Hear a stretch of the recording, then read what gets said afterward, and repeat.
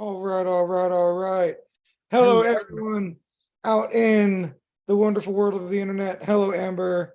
And thank you once again to Guy and Gabe and the whole reinventing crew that helps us create this space where we can talk about feelings, which is something we don't typically do in the tattoo world.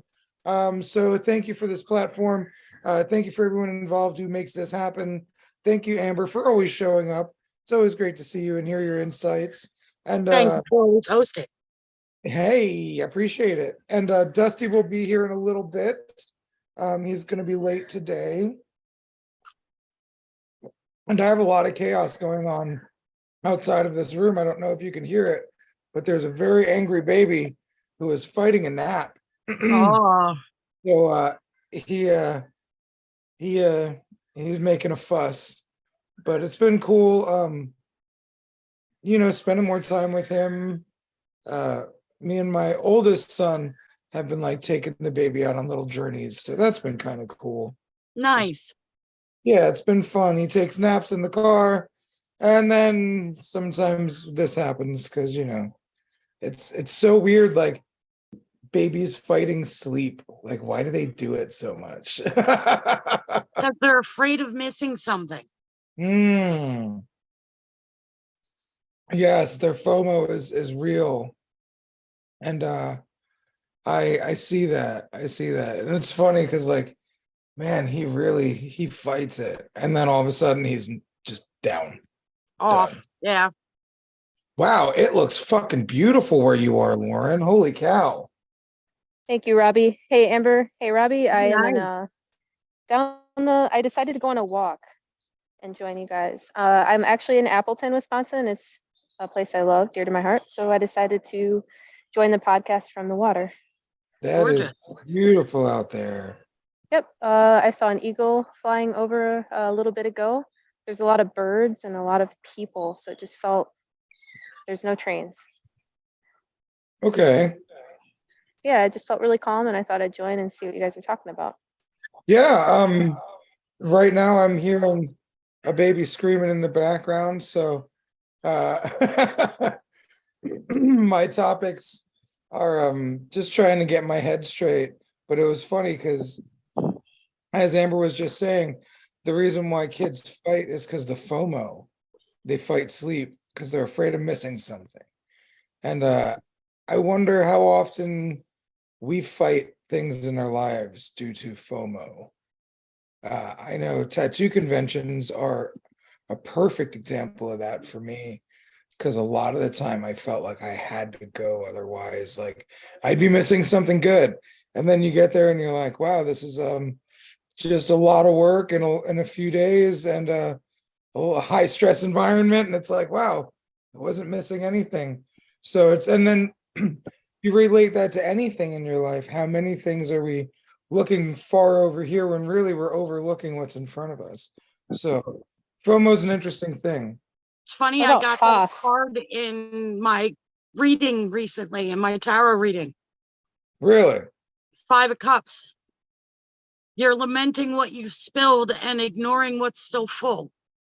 Ooh, interesting. I got that card recently. I'm like, all right, I need to start counting my blessings and stop looking at the negative shit again. That's a real one. I get that one a lot. That's real as fuck. Lauren, what was the input you had to drop a second ago? Fear of success. Ooh, I'm not okay. necessarily afraid, but it just comes along with so many things, Right, responsibilities.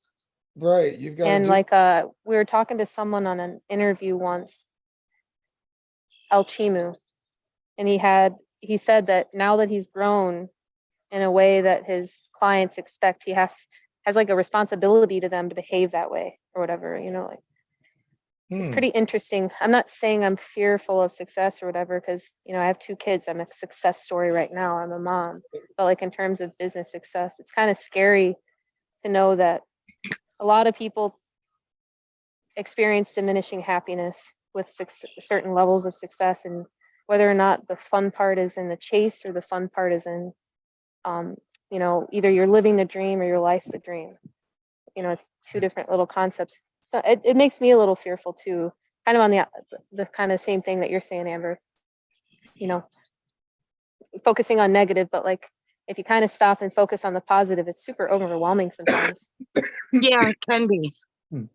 So can be, yeah. Like if I were to look at the things I've wanted out of my life and the things I've got now, versus the things I complain about or worry about, there's an overwhelming gap there, because I always achieve the things, and I think there's just always there's always a next chaos, there's always a next storm. Like I feel like with me, that's why it's hard to fully appreciate the successes, because no matter what, another wave is going to come and smack you in the head if you're not looking. So it's Even if you're looking, it's still coming. You just absolutely, need to know when it's coming. that's totally true, and it's really difficult a lot of the times to be like, oh wait, so is this it? Like, am I here? Did I arrive? Like, what is this success? Like, is this a part of the journey? Is it yes to everything? Is it no to everything? Like, so it's really interesting, just feeling where you are in your journey. Yeah. I don't think we really do a lot of feeling where we are in the journey.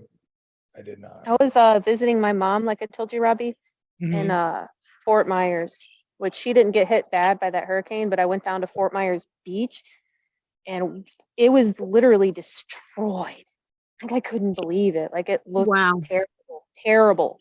People are having like stepping on glass in the water and developing like this flesh eating bacteria, and it's just shitty. Really? Anyway, we are going through, she's worked her whole life. We didn't grow up with money or anything like that. But now she's worked long enough that she's understood like different contracts and she's doing very well for herself.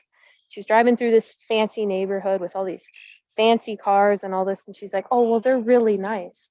And it had me thinking like, well, of course they're nice. They've got all this stuff. They've got their dream. But really, what does that show about your character? And having all those nice things, that's not it. And it kind of, that realization hit me when I'm looking at this lady kind of like stumbling into her Mercedes, like pissed off. And I was thinking like, value and happiness that's what it is. That is the value. And it's kind of crazy. Just crazy to think about. Well, it's funny that you say that because, I have that 59 Cadillac that's fucking, you know what I'm saying? And like, when I drive that thing, it's like literally driving a life-size toy. I've got adjustable suspension where it goes up and down and stuff. And like, you drive it around, you're in charge of this vehicle, right? And it's like, you're driving it around and it's like the president's in the seat beside you. And like, you got topless playmates all on the roof because people just honk at you and give you thumbs up and smile at you.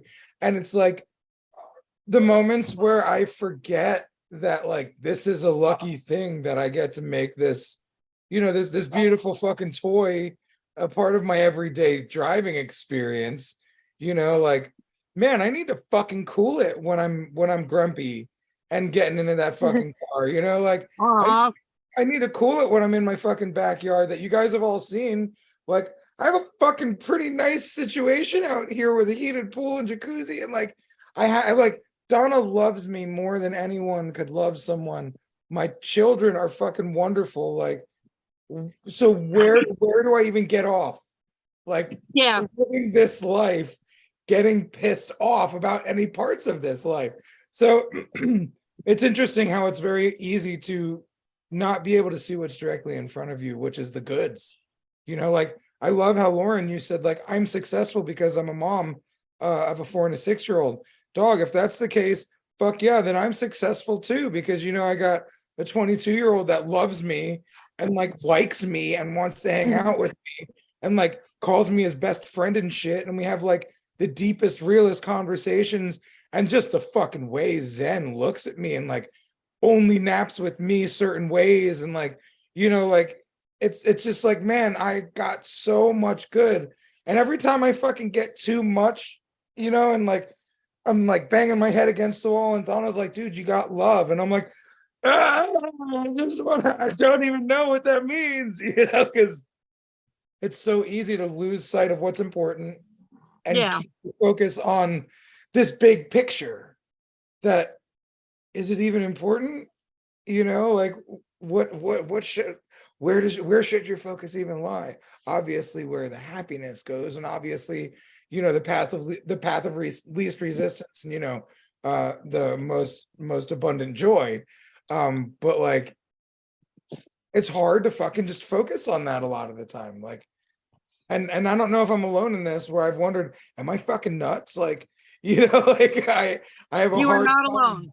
Right, like I have a hard time like remembering how good I really have it, and people are always like, oh God, you're doing so great and your life is so wonderful and you built these great businesses and this and that, and it's like,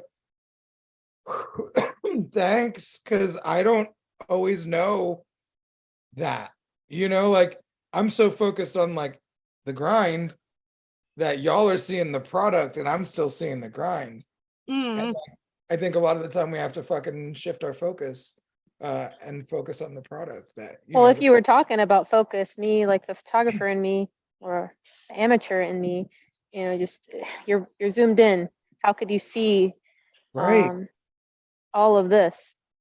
right, And exactly. you just see Basically seeing the forest for the this. trees. Yeah, Yeah. no, you're absolutely right. And like this happens, I'm sure it happens in photography, it happens in tattooing. I'm balls deep in a project for hours, and then when I like, it's almost like this weird ethereal feeling of like me literally zooming out, and like I take steps away, or like the client walks away for a second and I get a glance of the tattoo and I'm like, oh, it looks dope. Yeah. Not like being tedious about the little parts and the little fucking thises and that's, and like you just get to see the picture for what it is. So yeah, adjusting that focus and zooming out is why I take pictures of my work in different because when completely different perspective. right. And then all of a sudden you're like, oh, okay, I see that. Right. I see now I know like where I to- need to go. I see the art that I made, not I see the mistakes that I'm worried about making. Mhm. I'd like to make a short film, only include like the artist lean back, like from your chair. Yeah. For All real. those. Lean back, I see with the all- thumb up, and you're going like this. Well, and think about it, how when you're a traditional painter, you're flipping that motherfucker upside down, you're turning it on its side, like Uh-huh. you're running away on the other side of the room, you're running at it, and like you're doing all kinds of weird shit to see what the fuck this piece of art's supposed to look like. So I took a Jed likeness seminar. I'm really glad I got to do that before he passed. And he, like, I love his fucking painting that I because he painted during the seminar, and I was like, can I buy that from you? And like an artist, this is a piece of shit, I'll give it to you. So I was like, no, I'll buy it. Like, but like I love the painting, I still love the painting, and it's so impressionistic that when you get close up to it, you see smudges of paint. When you get far and further away, it actually, like, it's literally like a focusing lens, like it starts to focus more properly the further you get away from it. And like maybe like all the things in life that we're in involve us, require us to take a step back. There's always what is it, the suggested viewing distance for a piece of man-made art, and Yeah. that is created by the artist, right? Like when I stand this far away from my painting, it looks the best to me. So that's where you should stand if you want it to look the best, right? So I think if we look at life like that, where do we need to stand in order to appreciate the artwork that we're making out of this life? Because I don't Where often in terms of space, definitely not behind yourself. right. Okay, You've yeah. already been- Yeah. Yeah, and there you go. There's one answer, like, and I'm sure there's more than one way to skin a cat. So like there's always a number of ways where you can look at this artwork of your life, but like there's got to be a sweet spot where like, and I think that sweet spot is like focusing on what you've got, acknowledging where you've been, and also having a little bit of a plan for where you want to go. But like staying where you are and remaining present, like what, not overlooking what's in your cup, as to go back to where you were at, you know? So yeah, and definitely not behind yourself, because how many times do we live in the past? And nobody ever said, man, my best life is living in the past. Oh my God, y'all, you know? No. So it's really interesting that like you have to really fucking try hard and focus on the right things. Otherwise, your life is totally different. And I know we've talked about this a number of different times on this show. And I feel like the mood that you bring into it also determines how you're going to try too. Like when I did my tattoo education class in the morning and then jumped on here at 5, I was still riding a high from, you know, starting this new business and creating this education style that I wanted to bring to people, right? So that fucking made me jazzed up. And I noticed like every interaction I had after that moment of being so jazzed, like was still affected by that jazz. Now I'm kind of tired, so I'm gonna have a different like light about me. It's not gonna be as bold and vibrant, and it's gonna have a different feeling, right? And I think that's one of the things also is knowing where you're at and not judging yourself for it. Like I just said, I'm kind of tired and I don't really feel bad about it, you know, whereas I would typically be like, man, I feel so bad that I'm coming into doing feelings tired. No, man, it's just where we are, you know, like the having grace for yourself is one of the things that somebody I discovered during an interview that I was doing for the rad movement. And this dude was like, bro, you sound like a pretty angry guy. Maybe you should have some like compassion for yourself and shit. And I was like, oh, you're right. And like, you know, I'd heard of having grace for yourself before that. I've heard self-compassion before that. But like, it was almost like the way I was talking to him was really asking him to give me an answer, and he did. And that was probably like 3 years ago, almost now, 2 years ago. And it was a really valuable thing, like have some compassion for yourself, you know, practice self-compassion and like have that grace for the situations. Cause like, man, I think that's one of my hardest as well. I don't typically foster grace as an initial reaction to things that I deem as wrong or not going the way I'd like them to. Especially with myself. What's that? Go ahead, Lauren. Oh, I Oh, didn't hear the audience. I was just, yeah, I was gonna say is like for my kids, I'm not gonna say like I'm perfect or at all, but like I always clean up after them, so they prefer a clean room. And it just kind of hit me when you said something. I think that if you always like clean up after yourself or clean up those negative emotions, then your children see that you prefer or they prefer that type of character. And it almost, that preference for happiness almost seems like you're not only doing yourself a favor, but those who are watching you too. Right. Yeah. And that's wild. Like they prefer a clean room because you prefer a clean room. And like how much of that is you indoctrinating them and how much of that is them people pleasing and how much of that is them enjoying like the part of the process. But like either way, I think that's a really cool part of it, because like I'm sure there's elements of so many different things and why that is and why that would work that way. And I think it's like power of suggestion too. You know, power of suggestion is a big thing. You know, like how many times do you have a conversation with someone and you suggest one way and then all of a sudden they're swayed this way? So I think, yeah, it's very similar when you do that with the positive emotions of happiness. Like, I don't even care if you are being happy to people please me. It's great that we're both happy, and being in that happiness enough, we're going to fucking just cultivate more happiness. You know, we were talking about it today, this tattoo on my hand, it's the seal from The Secret, that book about the law of attraction. And manifestation. Yeah. And the woman that I showed it to, she was like, so do you believe in that stuff? I'm like, yeah, absolutely. You know, like, because and it's about the focus thing, right? When you focus on the good you have in front of you, you're going to cultivate more good. and then the ones around you are going to want that. So I like that little bit about like the kids liking a clean room because you like a clean room and you help facilitate that. Like, And I and then, develop it as like their norm, like, and some of the stuff that I said, like Joe Dispenza says, it's like your body is separate from your mind and it prefers to feel the way that it's used to feeling. So if you've provided yourself with an angry household, you're just more comfortable angry. So I like, in terms of a clean room or in terms of a positive attitude, it's just more, if you develop that as the norm, the comfort, you naturally just kind of get back into that spot where you do feel comfortable and you're right, smiling while inside you're crying, but you're smiling, right. and that's normal and comfortable for your body. Interesting. And that's one of the things that I'm working on making more comfortable and normal is the smile on the inside instead of the crying on the inside while smiling on the outside.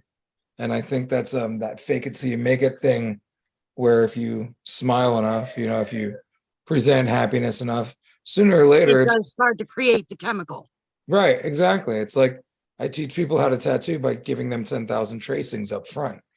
You're gonna have some pretty damn solid lines after that. Like now that's muscle memory there. And I feel like when you practice anything, you get that muscle memory. So that's interesting. What a nice chat. It's funny. Medusa messaged me before the show and she was like, so you got any topics? And I was like, I guess no, who I I get to don't. see on Thursday. What's that? Guess who I get to see on Thursday? Medusa. You get to see Medusa on Thursday? Yep. I Nice. She's thought, gonna do. Yeah, she's gonna be doing a guest spot at Red Tree. So. oh yeah, I So saw that. awesome. That's right. So you live in Wisconsin? Is that close to Ohio, or you just be at Let's just. Do you want to hear my Spanish nickname? And maybe that'll do it for you. holler? Yeah. Laura the Exploradora, as I go everywhere, anywhere. Nice. With a backpack, I'm there. Before I had my kids, I was just very, very gone. Mm. And I've developed a new norm by being home. Last year I didn't feel like I was gone a lot, but apparently I was gone for 4 months. And Oh, looking back, I'm like, holy shit, I was gone for 4 months. What happened? My yeah. kid has no fear jumping into a pool. I didn't know that. You know what I mean? I was Mm. gone. So not really sure where I was going with that, but That I'll does end up breed in a place or another. independence in children, though. Yeah, I've So seen a I'm not positive impact surprised for she sure. has no fear jumping into the pool. Yeah. My son. It's funny because that's one of the things my oldest tells me. When we first moved away from each other for the first time, I was very apologetic about a lot of the things I felt like were problems that I created as a parent in his life. And I was like, man, I'm so sorry that, I was in my head a lot. And, I'm sorry that I would have parties on the back porch all the time and drink a lot. And like, I'm sorry that I didn't know how to be the best person as well as single dad and everything. And he's like, man, I really loved my life. Like you gave me so much freedom and independence and like ability to choose. So like things that I didn't like, my absence actually served him, which is really interesting and a super cool thing to have, looking back, because it makes you feel better. It makes you feel whole. It heals parts of that situation. But then at the end of the day, it makes me want to spend more time with Zen now, because I didn't spend a lot of time with Jaden one-on-one in his everyday life because I was the working dad. So Studies say you spend most of time with your children between the ages of 25 and 50.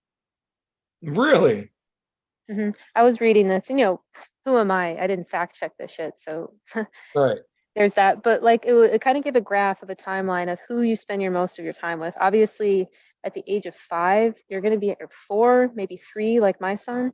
You're in school, and you're in school a lot, or you're sleeping a Yeah, lot. 8 hours a All day. those things. Yeah. And then from there, you develop a work family, the people you work with, you spend a lot of time with. and your partner you spend the most time with, think about it. But that age between 25 and 50, the time is different. It's not a responsibility to be together. It's not a, it's different. So, I mean, It's a it's choice. Yeah. 22. I imagine you're going to be spending, you know, exponentially more and more time with them for a while. Yeah. You know, because Yeah. you can do stuff together. It's not like a chore. Like, And not that it is, but you both have enough experience and, you know, knowledge to be able to stand each other. Right. Right. And But, you know, like, when you're going through teenage and preteen angst, you know, I didn't understand my daughter, and she didn't want anything to do with her mother, right. you know. Right. So after you get over all that and you're both adults, it's much easier to relate to each other and spend time together on a friendly level. Absolutely. And it's cool because, like, you know, Jaden, my oldest, he helps us with Zen, and he spends time with him a lot and they bond a lot. And that's really cool to watch and be a part of. And then I also get to spend one-on-one time with Jaden doing social media marketing, you know, editing videos together, you know, strategizing our social medias, helping him get his music career off the ground, you know, being a supporter emotionally in his music career. Cause like me and Donna are the music kids, mom and dad, you know, because most of the mom and dads don't believe in these kids. So, you know, we're there for all these kids. Like one of them is moving in like 2 weeks because he wants to get away from his current situation and expand. And I'm like, great, you guys living in the same room together, artistically bouncing off each other. It's like a fucking Silicon Valley house to a degree, you know, like where all these entrepreneurs get together. And I'm like, dude, you artists need to fucking get together. And we're really good with providing that. So it's very interesting how like traditional older me, like younger me, like back in the day would have treated situations like this more different than now, where I'm like fully supportive and 100% on board. But like it's also cool to have everything kind of intertwines, because then Jaden and Zen get to live together a little longer. Zen gets to see his brother every day a little more often. I get to live with both of my sons a little more often until time changes. But like I get to invest this amount of time with them. Whereas work is cool. I love tattooing, but it doesn't run my life anymore. And like I'm focusing on figuring out other ways to actually spend time with my family and focus on my money, making money more for me rather than me having to go to work every day. And it's odd that this whole family need hit me. And I think it's because once the baby was born, I was like, oh shit, this is that whole family thing again. You know, like Jaden was family too, but like it was less responsibility with a 22-year-old in the house. You know, now with the baby, it's like, holy shit, man, you really have to fucking focus your energy. You know, like where are you gonna focus your energy? And it's All of it's going to be on the baby. right. You know, and like so I get to focus it all on the family, just, you know, and it's been a really cool thing. And Jaden's a very homebody type kid. So, you know, he'd rather be with us than go to parties. So if I'm like, oh man, I'm fucking tired, it's fucking, you know, 10 o'clock and I just worked all day on a Saturday or something, man, I just want to chill. And he's like, yeah, me too, man.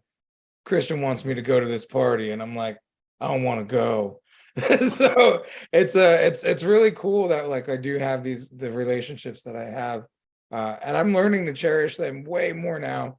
Watching my dad die was definitely something that made me cherish, you know, the relationships inside, you know, the ones that mean the most to me, you know. And then having a blessing of somebody like Donna who just like loves and loves and loves and like just wants to love, and that's her goal and that's her purpose. And I'm like, fuck, all right, that's really cool. And I kind of want to have that forever, you know. So it's interesting to see that the family has become so much more important again, whereas the tattoo shop was so important for so long. And I don't even know where I was getting at with this. I think that was just a rant that came out of nowhere, but that's funny. I just looked on YouTube just for the to see. your buddy Mike says something like "What's up" or something. So, what's up, Mike? Oh, Mike, how you doing, brother? Yeah. Yeah, Yeah. I imagine that's Mikey, who's been wanting to get on and see it for a while, and he said he missed a couple. So good to see Yeah. you, man. Good to see you back. Yeah, and it's so weird because I forget other people are here, right? Because like I'm just Mhm. I'm just at my house, and I kind of forget we're doing a podcast. It just feels like a conversation. right, and that's how life feels. I forget people are here all the time. I'm just like trudging along and getting through it, and it's wild. Like I said, I have to take that focus and look back on what it really is here, because it's different. It's interesting how different a life I live and how much I didn't realize that for so long. And here we are. And so yeah, it's funny when you don't realize people are watching. Yeah, I haven't done the Tattoo Weekly in quite a bit. That was the only show that I like. Besides, Amber, you watched a little bit more of it in previous times where we would do like interviews and stuff like that. I think we'll Mhm. probably relaunch the Tattoo Weekly sometime next month when I Oh, start getting back out there a little bit. I took a little bit of a hiatus. Yeah, I was wondering what happened to it. I'm like, where's the Tattoo Weekly at? I'm missing it. Yeah, and the goal with that, and I was thinking about, and I've been talking to a couple other people about like maybe we can develop like correspondence in key areas. I think would be cool, like actually communicating about what's happening around, because there's cool stories and crazy stories and all this stuff. There's a million people doing podcasts, really, and that's kind of where in any industry right now it's very popular. But some of the Mhm. content that's being put out there is super relevant. Like, oh my God, look what happened in New Jersey. They tried to pass this. It could happen to you. Or look what happened in New Mexico. There's a new bill. Or look what happened. There's Yeah. a lot of news related items that I hope like, but yeah, like that. It makes me nervous. I never forgot I was on a podcast. It's very, very difficult for me to even speak on those things. So I'm trying to overcome those quite a bit. yeah, it's weird. I've done a lot of sitting in front of a fucking computer or a cell phone or a camera and talking to people about things, and I've said this a number of times on this show. I kind of hated doing this show at the beginning because like I think it was just my resistance inside of me. Like I love doing it, right? But I was like, fuck, I don't want to do that show. And like all Monday long leading up, I'm like, fuck, do I just text Gabe and tell him I'm not doing it this week? And like that happened to me so much. And part of it was like the baby being born and not knowing how to handle life there. Part of it's feeling like I'm abandoning Donna every time I leave her with the baby, or I used to feel that way. I've gotten way better about it now. But like, and then part of it, the fear of talking in front of people, and not knowing how to. What's that? FOTP, What's that one? fear of Fear of talking in front of talking in people. front of people. Kind of. You got me on that. But like, I remember one of the earlier episodes that you came on, Lauren. I even like verbalized how I was like, I feel like you don't even want to be here, guys, and I'm having a hard time being here, and I'm feeling kind of low. And like, so it took me a while to get comfortable with doing this. And now I think, as they say, like confidence builds confidence. So doing things that make you confident makes you more confident, right? And so Mhm. every time I go to make it go live on the back end, right? Mhm. I keep seeing episode 35. Right. I don't even know how many fucking episodes we have at this point. I think you said something like 40 something, Amber. But like 30. This is 35. oh, this is 35. Okay, this is 35. Yep. Okay, cool. So like I keep seeing like, that some sort of number of 30 something the past few little bit. And I'm like, wow, it makes me feel very accomplished to have done so many. And I know in that much talking with everyone that's on here and all the different perspectives, there's got to be some value there, right? Mhm. Because there's a lot of fucking talking, so like that's at least 35 hours of talking, so And like we always go over. right, exactly. So like there's that in and of itself gives me confidence, knowing like, wow, instead of fuck, I don't want to do this. I feel weird. What do I do with my hands? You know, it's, hey, it doesn't fucking matter as long as I have my tech shit figured out, which I've been doing pretty good at lately. You know, and as long as I have my computer with me and as long as I have Wi-Fi, I can do this show anywhere. The backdrop doesn't fucking matter. You know, like as long as I'm on time and I have things to talk about, which I typically never don't, you know. I didn't expect you to say that. It's so funny. The differences in shows and stuff, because I've been on the back end with Reinventing for 3 years, and it's just you know, the birth of all these shows, I was like, oh my God, this is crazy. There's like this one time where there's an academic panel for Paradise BYOB, and Gabe had like just really awesome archaeologists who've discovered things around the world and like worked with mummies and, you know, like just crazy stuff. And I ended up doing a panel, like I had to actually ask these questions and all of this stuff. And I was so scared. Or something he did with Android Jones and Aja Lu for the Equinox. I was so scared, but looking back, it's like Reinventing is just, you know, it seems to be a great place to not be scared. Like even having this show alone is so comfortable to know, like the whole atmosphere is so accepting of that scared feeling or whatever, and it's just normal. It's definitely evolved since then. Well, you know, it's funny. So I remember when I started really conceding to video. So I'm pretty sure you're familiar with Chris Karloff, who recently passed away. But he had a shop in Indiana that I used to visit. And his brother was the manager. And his brother was more of like business brain, trying to fuse, you know, the tattoo shop with somewhat of a corporate structure and so on and so forth. So this dude was really into a lot of social media marketing stuff, and just was always imbibing content on like what's going on in the social media world. And so when I get there one time, he looks at my videos and he's like, bro, your engagement's fucking dumb. Like you need to do video more. Like people love you on video. And I'm like, what are you fucking talking about? And then like, I was like, well, how about this, bro? You fucking do it for me. So like then anytime like he saw an opportunity, he'd fucking be like, Robbie, let me get your phone right quick. And while I'm tattooing, I'd fucking open up my arms, have him go in my pocket, grab my phone, and like, and fucking he'd go on Facebook and do a live for me. And then he started proving to me that the people do love my number, like the numbers are there and people do love me, right? And I'm like, wow, holy shit, that's weird. And I think like you have to go to those lengths of being scared, right? Because like so scared that you're not even going to be strong enough or grown enough to do it yourself. Okay, fine, I know I need to do this, but you do it for me. Like and that was also a part of my awakening, and that was post Ink Master stuff. So like I did that to my daughter, and it's the best, you know, because like that helper gets you moving, you know. Yeah, she's constantly on my case about videos for my TikTok.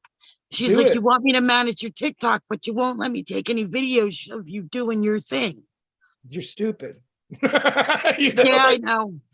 No, but it's serious, and like you're just human, and you're afraid of being judged. You're afraid of being. And I forget that TikTok is even a thing. And you know what? It's a huge thing because social media is a big thing for marketing. I know. And so if we're not showing people our uniqueness in our craft, then we're robbing ourselves of what's out there, because like it's our uniqueness that brings our specific client set to us in any field, right? And like sometimes it's your lack of uniqueness, the fact that you're just really exactly plain, or you know what I'm saying? But like your specific niche is what people are coming to you for. And like I told my friend, cool fucking guy, man, he's got dope cars and we always go to the car shows together. And like my son drives his 1Z28 Camaro and like it's a fucking great time, right? John's awesome. And I told him, I'm like, dude, you need to fucking do like, use who you are online for the sake of creating content, because people are going to love you. And he's like, people aren't going to watch boring old me. And I'm like, John, We sit for hours on your back porch talking like you're not boring. You know what I'm saying? Like, and guys like you who feel boring are going to love your content because they're going to be like, that guy's like me and he's not boring and he's cool. Shit, I might be cool too. So you're going to inspire people too. So, you know, Amber, where you are in your life, you know, you've got a lot of family that's living in your house. There's a little bit of chaos there. You've been putting off your tattoo career for fucking years, and now you're right. And now you're ready to fucking do it. God damn it. There are so many other fucking people that are going to be inspired by seeing that story. So I manifested the hell out of this apprenticeship. Exactly. And you're fucking robbing the people that are out there that need you to inspire them. You're robbing them of your inspiration by not making the videos. So by your fear stepping in front of you and saying, no, I won't show myself, now you're fucking shielding the world from your light when you're really supposed to fucking shine your light. Damn, Robbie. Sorry, dog. I appreciate that. Got deep there for a second. No, I needed that. I needed that. Thank you. But seriously, like, you know, I mean, I have nothing but respect for you in a world that, you know, 25 years ago I would have been like, what are you doing tattooing out of your house?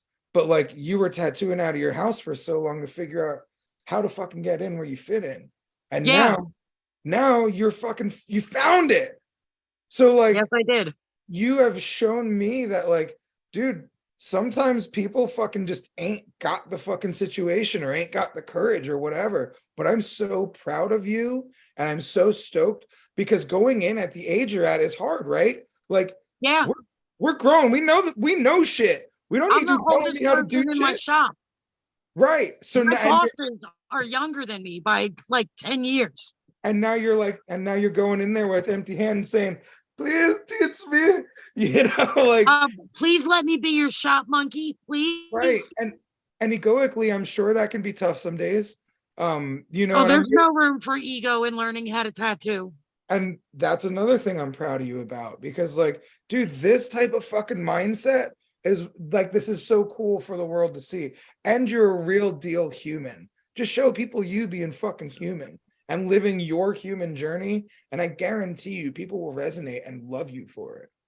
And like, dude, TikTok's dumb. I got 17,500 followers because my son went on a fucking spree of posting fucking solid content, figured out, oh, the people like this, I'm gonna start doing things like this. And the people started liking it. And that happened in like 6 months. We got 17,500 fucking followers. Nice. Right? Then we slowed down on it. And now we're not making anything. We're not, you know, it's not the momentum slowed down. You got to pick it back up. And that's the thing. Like, you've got to get in front of the camera if you're called to do it. And like I said, if you want to get to the deep level, you're robbing people of who you are. Because if you're meant to be a leader and if you're doing great things at some point in your life and some point in your journey, if you let others fucking see you doing those great things, you're writing fucking permission slips left and right for the people that are afraid to fucking move forward with the shit that they didn't think. Dude, I think that's the first time I ever heard it put that way. I've never heard anyone say why, like for me, I've made like literally maybe one video ever like for Instagram. I just don't like it at all. I mean, I do hundreds of YouTube videos. It's a little bit different, but like Amber, I'm, you know, it makes sense to what you're saying. Like maybe you forget, but for me, I like fear that so much of like the criticism or the backlash or I never focus or understand positivity, but to put it that way, Robbie, it's a little bit more enticing. Right. You know what I'm saying? And that's the thing. I think, and that people say, how do I have grace for myself? How do I have compassion for myself? How do I practice self-love? That type of shit. I'm getting better at that. I'm slowly getting better at self-love. And it's a fucking journey, right? And like self-love, they ain't no real journal on self-love, how like a how-to book. You know what I'm saying? Like there's guides, there's people out there, there's ways that, you know, concepts and structures that people have figured out. But self-love is a very ethereal process and it's hard to fucking grasp. And it's not there ever. You have to make it there. So like part of it is reframing shit to fucking suit you. Because if you're constantly running around stabbing yourself, you're going to die sooner or later. But if you run around loving yourself, you might live longer, you know, like, Yeah. and so the shitty ways we talk to ourselves and the shitty ways we view ourselves, you know, saying you're not good enough, you're too skinny, you're too fat, you're too ugly, you're too this, you're too weird, you're too unique, people don't want to hear what you have to say, your words aren't good enough. Like, that's all fucking talk we all get from ourselves. So And it causes our anxiety. right, but if you reframe it and you say, You guys want to hear something cool? huh? I'm sorry for interrupting, Robbie. No, that's fine. I read in another meme, whatever. Memes can have Fear, fucking gold in them. fear and Yeah. anxiety aren't twins. They're cousins. Fear is something real. Anxiety is something that you imagine. You know, and Yeah. some of that, like I said, oh, I'm scared. Well, I'm not fucking scared of a computer and a camera. And you Right. know, 99% of those things that I'm thinking are literally in my head, and maybe 1% is influenced by my actual environment. Right. I've got know. 99 problems, and 98 of them are things I've created in my head that have never actually happened. Yeah. Beatrice, yes. And like, that's the thing. I went on fucking international television and cried on like the first episode. So when I was on Ink Master, I cried. Got made fun of and picked on for crying there. So cool. You know, I remember seeing that. I remember thinking, that's pretty cool that there's cameras there and he's willing to be that vulnerable. and then you get that side of it, right? So I had so much more of that than I had of you're a pussy. Because really, like, the dudes that are telling me I'm a pussy for crying, I'm like, and it's like, so They're you the can do ones it that wish they were strong enough to cry in front of people. exactly. So I'm like, dude, what makes me a pussy? The fact that girls like to hug guys that are crying? Like, I mean, if we're gonna look at like simple fucking terms, but like in reality, I'm actually just being honest with myself and those around me of what I'm going through. And you know what? If you weren't so fucking stuck in your archaic caveman ways, you'd realize that it's actually good for you and you should probably indulge in it. Yeah, tears on the outside are much better than like those shitty feelings, which are thoughts and things Right. on the inside. Yeah. And And the that more least can you you got out the things internalize you that, said. the less healthy you get physically. right. You know, like That's how you wind up with ulcers. absolutely. And that's like the whole concept of yeah, there you go. Inner tears. Yeah. Imagine the tears that don't come out, or you cry Right. inside. Imagine those thoughts are tears, and like, you know, the things rolling down your face, and it's rolling into your heart and your gut and influencing. I mean, when we don't fucking when we lose the ability to expel waste from our bodies, we go septic and die. And when Yeah. we don't expel the waste of our emotions, we go septic and die. You know, like I was at a book signing and this woman stood up and she was like, you know, my husband was 51 years old when he died and he never expressed his emotions. And I know that's what killed him. And I was like, Whoa. damn, dog, that's some serious shit. And like, That is serious. you know, like I watched my father kind of go through something similar where he kind of lost his joy in life and just kind of gave up after, you know, fighting so many internal physically disease internal battles, that surgeries and stuff, and he just didn't have any more juice left, you know. And like I feel like a lot of his fear of being hurt by people is what put him into a situation of kind of running out of steam. And it's interesting because I feel like now that he's gone, my mom is in a much healthier state. And I hate to say that, but reality is reality. When he was sick, she was sick. Sick people make people sick. Yeah, like they were in the house together and they were sick. And like Yeah, now my mom isn't that was sick anymore. completely the situation with my ex. Yeah. He was very ill physically and mentally, and he was making me very ill to the point where I was like, I need a therapist. Right. And like I see my mother like released from that house of sickness. Now she lives in this like house of loneliness, but in a much more healthy fashion, because I feel like she was lonely even when he was there. So, but yeah, I mean, like I watched like just the giving up what that does. And I fucking met a guy the other day at a car show that won the fucking best of day trophy with his fucking car. And he was 71. My dad was 71 when he died. And this motherfucker was fit as fuck and could kick all of our asses and was like, his wife said he was a fucking bodybuilder. Like, I watched him eating a microwave fucking chicken bowl that apparently he brought with him because he needed to eat his meal. Like, this dude was tip top shape at the same age my father died at. And it's like, man, you know, like, what are you doing? You know, like, holy shit, you know, and like this one lady, so we have some folks clean our house, and they come over once a week, and they're the sweetest ladies. One of them 70 fucking 6 or some shit, or like 72. And like, she's like in her fucking 50s if you look at her. So like, it's wild to see like who gets older and who ages. That's a good one. Have you seen the experiments that I saw this in middle school or something, where there was like 2 plants and one was yelled at and one was sung to or something like that. Wow. And Mhm. have you guys seen stuff like that? There's a whole book Yes. on that. Oh, those We've experiments? done it in class, and I talk to my plants all the time. I play the music. That's what I did for my first pot plant, So Led Zeppelin. I was what about to say, happened I to the hope you plant? played it classic rock. You know me. So Yep. what happened to the plant that was yelled at? It was kind of slowly deteriorating, essentially, like just like, you know, if you were to yell at me right now, I'll kind of wilt into myself. Essentially, Yeah. the Stunted same is its true. growth.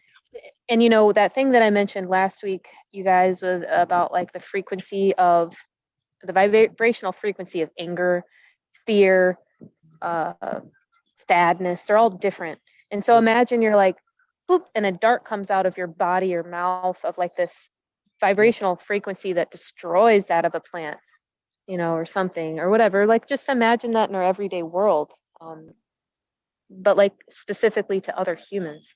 Yeah. The Yeah. Buddhists call that a prayer field. Like they prayer set field? a prayer field. Like some people call it an aura. Okay. Like, Makes and you sense. set that prayer field at a certain frequency, and it'll affect the people around you. Damn. Damn. Because that your frequency starts to set their frequencies vibrating at the same frequency over time. Just like if you're singing, you naturally kind of come into tune, if you have that ability with whoever else is singing with you. Yeah. Yeah, your vibration starts kinda to match. Think. I wonder how Well- much that affects your clients, because you're kind of you're taking in theirs at the same time you're putting out your own. That's why tattooing is so intimate. Yeah, well, I believe in the concept of the energy exchange between tattooing, but then when you add electricity to it, you're now supercharging that energy, Mm. and you have like physical penetration of the skin as an extension of you.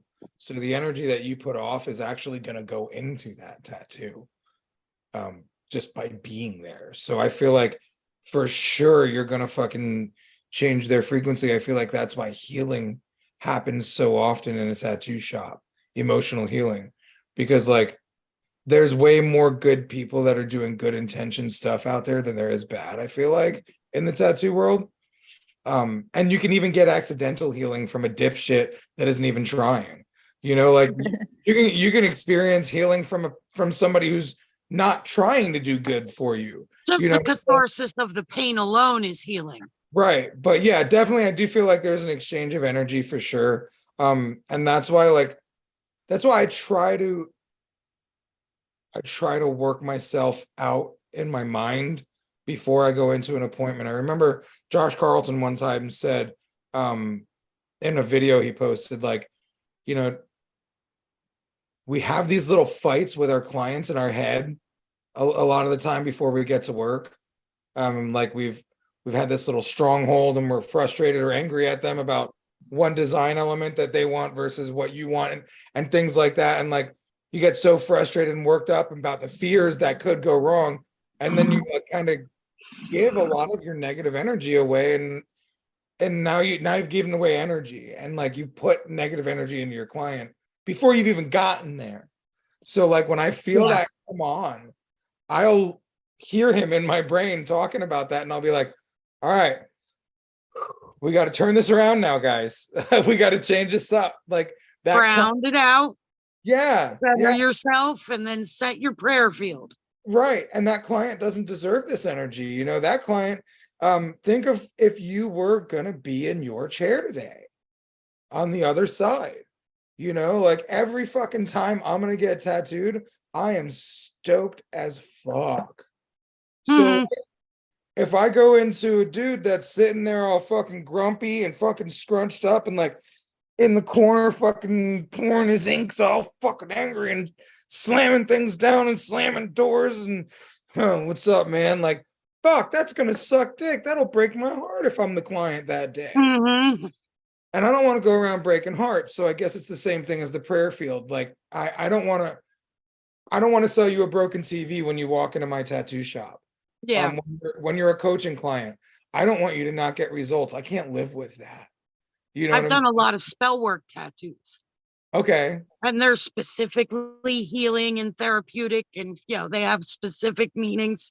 So I wind up putting specific energy into them as I'm tattooing them, Right. because they're meant for certain things. Right. And like, so I am also going to start marketing super soul sessions, I think I'm going to call them, for the people that are looking for specific healing in a tattoo experience. And I'm going to have a different questionnaire like in my website for, is this going to be a super soul session? You know, like now that questionnaire is, what are you facing in life right now? What kind of healing are you looking for from this tattoo? You know, what kind of experiences are you trying to get over? And do you believe that this tattoo is going to facilitate you in? So now I can go in kind of like a Tony Robbins experience, you know, where he's already asked you all these questions via email with his other people. He can pick you out of an audience and say, I know you, I know your problems, let me help you fix them. So like, now I know your problems. I know what you're here for. So let's fucking really focus this energy on healing that portion, you know, like, and like, I even like the idea of like burning Palo Santo wood or like fucking burning sage. That's my favorite. You know, I like, have sage and stuff, but Palo Santo is my favorite. I do, dude. So I created a bond with Palo Santo when I did DMT the first time. The homie that it like just brings back those happy feelings, doesn't it? Yeah, and it's got such a specifically odd scent to it. And it's like kind of pretty but kind of ugly, the scent, you know. Yeah. So like it's definitely like, oh, some fucking weird hippie dick fucking burnt this. So yes, but it's so much better than patchouli. But so, dude, I fucking started to like patchouli as I've gotten older. Oh Fuck, no, man. hippie ball sweat. Dude, I'm turning into one of them over the years, man. And every shower needing deadhead I've ever met smells like patchouli. And I've met a lot of them. Like I had this one fucking oil that I was wearing on a bracelet for a while that had patchouli in it, and like I was like, I don't like you, but I don't hate you. Try sandalwood oil. I bet just sandalwood would work well on you. I don't like sandalwood. I'm not a No. fan. Nah. It's weird. Like I like more fruity shit. Like I like things that smell more soft and airy. Yeah. Yeah. Sorry, we just I wear amber. What's that? I wear amber. What, an oil or Yeah. stone? Oh, I didn't even know that was a fucking thing. Yeah. You're muted, Lauren. I said I have some amber soaps at home that smell really great. Oh, no shit. I'll have to look It's a into natural that. bug repellent too. No shit. Yeah, this one It on is my because amber was a carnivorous plant. Oh, okay. And the bugs remember that. Like it's bred into their evolution. So if they smell it, they hightail it away. Oh shit. So they don't die. The more you know. It Pays also, to know. Yeah. amber also naturally absorbs negative energy and makes it positive. Wow. I like So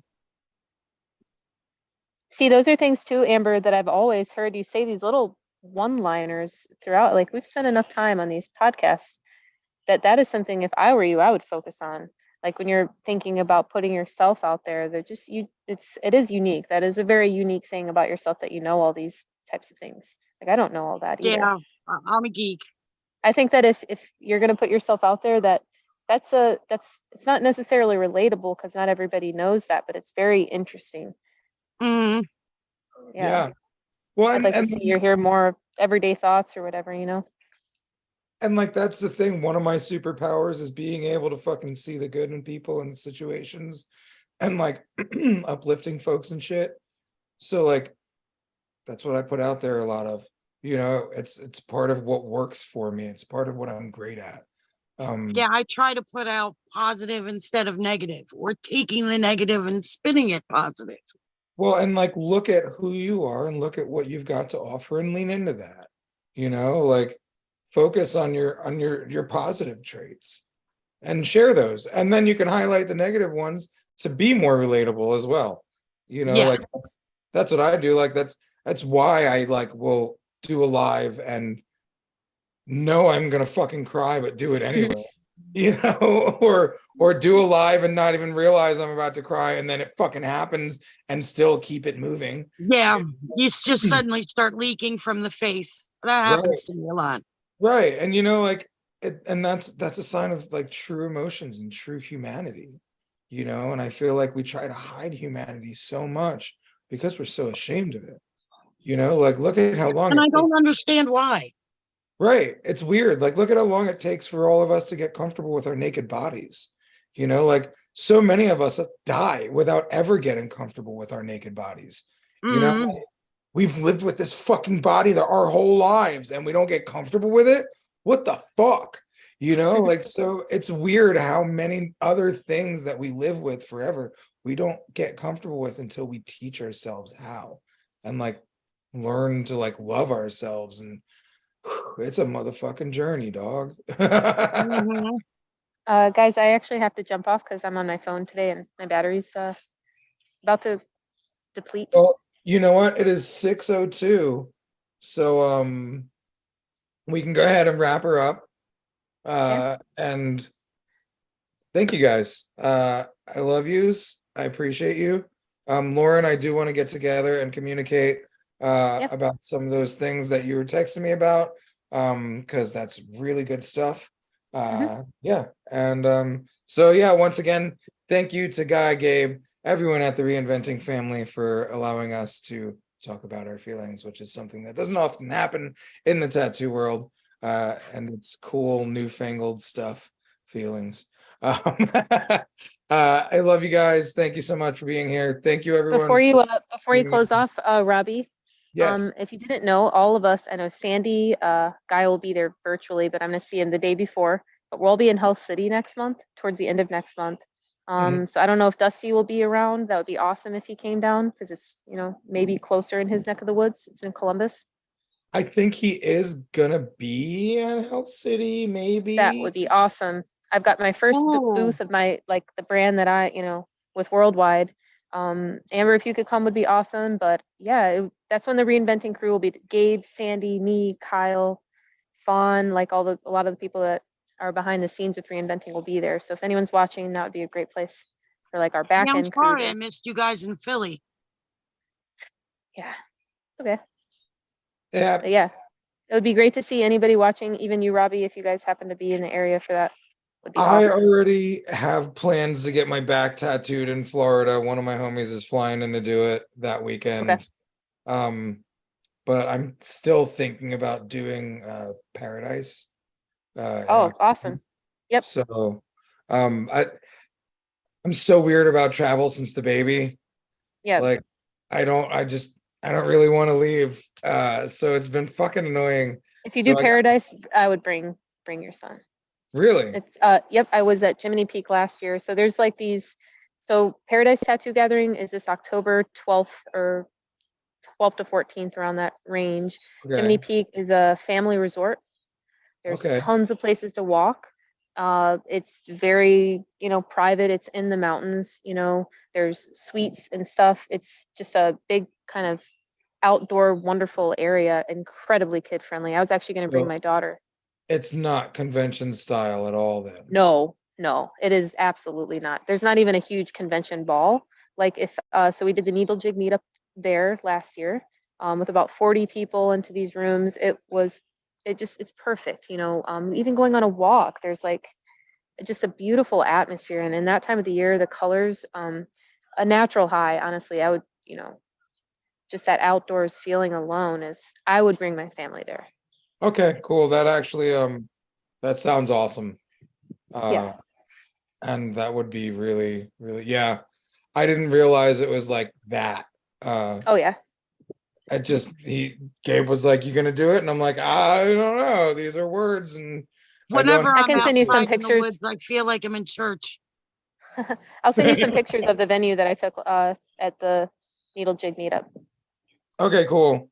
And I I feel I'm texting Gabe actually right now, telling him he's at an inspiring tour with Nick Baxter at the moment and Sean Barber, if I'm not mistaken, right, Amber? oh yeah. Yeah. But yeah. So I could talk forever, and I'm sorry because you just wrapped up. But yeah, Gabe will probably respond. But he's doing a super cool thing to check out anybody where they go to really cool areas and do like plein air painting or whatever. But it's a very immersive 2 or 3 day like seminar type workshop experience in various locations.